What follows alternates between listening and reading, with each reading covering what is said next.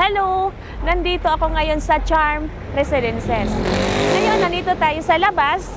Makikita natin yung highway na yan, Felix Avenue po yan. So, dito yung entrance and dito po yung sa kabila yung exit. So, ngayon, nandito tayo sa bungad. Pasukin na po natin yung Charm Residences.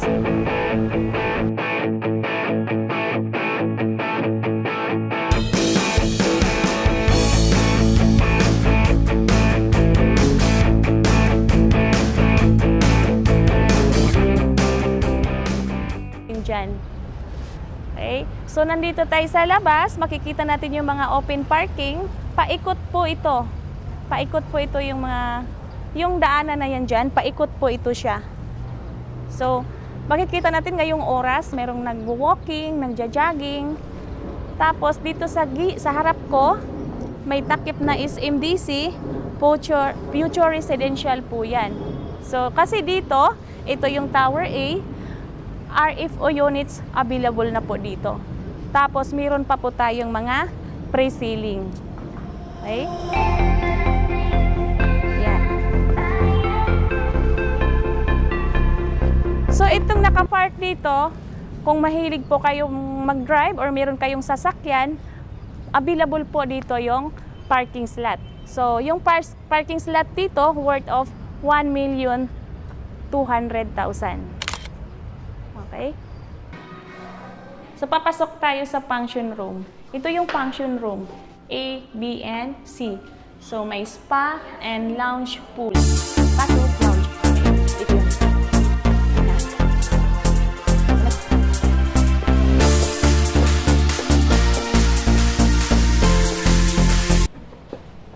Okay, so ngayon nandito na tayo sa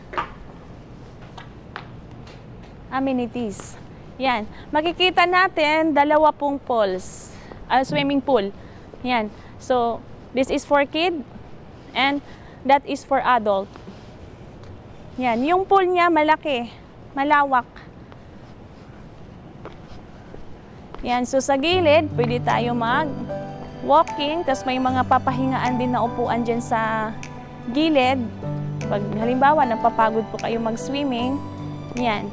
Tapos, papakita ko sa inyo, before mag-swimming, meron tayong dressing area doon.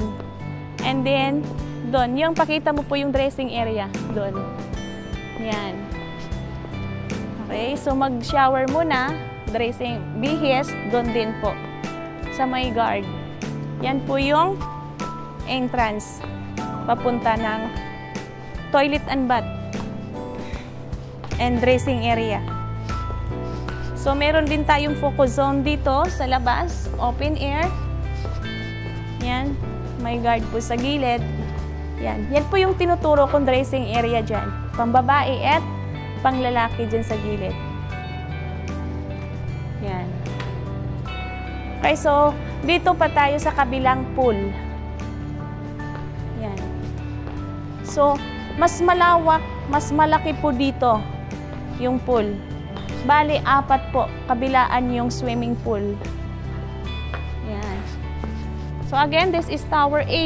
Meron na po ditong maraming RFO units. Yan. Malaki po siya. Yan. Malalim po. For adult. Then, dun din, for kids. Yan. Ito po yung amenities ng Tower A. Okay.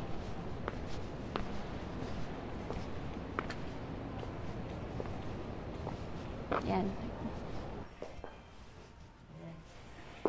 Okay, so ipapakita ko po sa inyo yung kabuuhan ng Charm Residences. So, mapapansin nyo, ito po yung white. Yan. Ito po yung future development. Yan. Tapos, dito po yung Felix Avenue. Tapos, dito po yung entrance exit. Diyan po yung guardhouse. Tapos, paikot po itong parking space niya. No? Paikot. So, paikot dyan, dito, lagbas, dito, sa guardhouse. So, pag naburing kayo, pwede mag-jogging lang kayo. Mapawisan pa kayo dyan. Yan. Ikutin niyo yung buong hectares niyan. Okay? So, ito yung Tower A.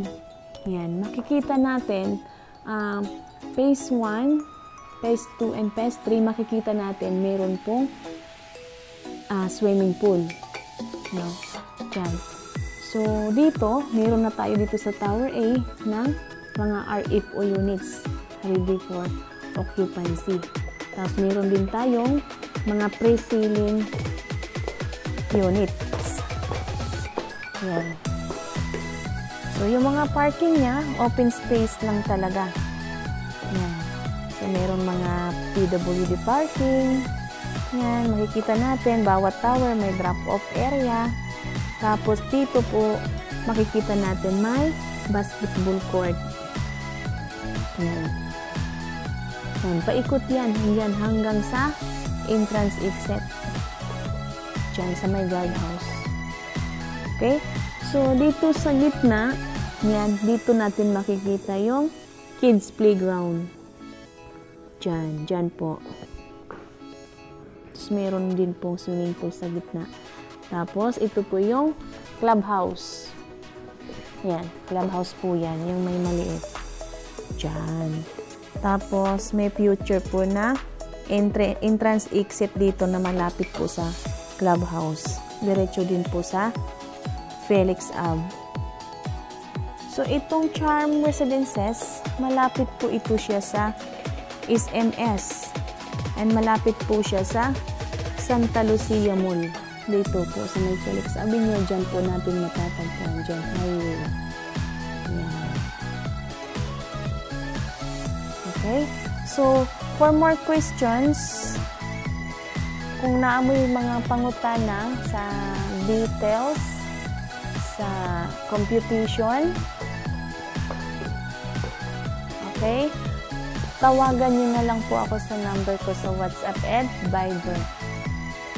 Makikita po natin sa screen po sa video tour ko po sa Charm Residences, Cainta, Rizal. Okay? So, meron din po akong YouTube channel, Ranisa Denice. Please visit po and subscribe po para makita po natin yung mga bagong videos po natin. Okay? So, thank you for watching.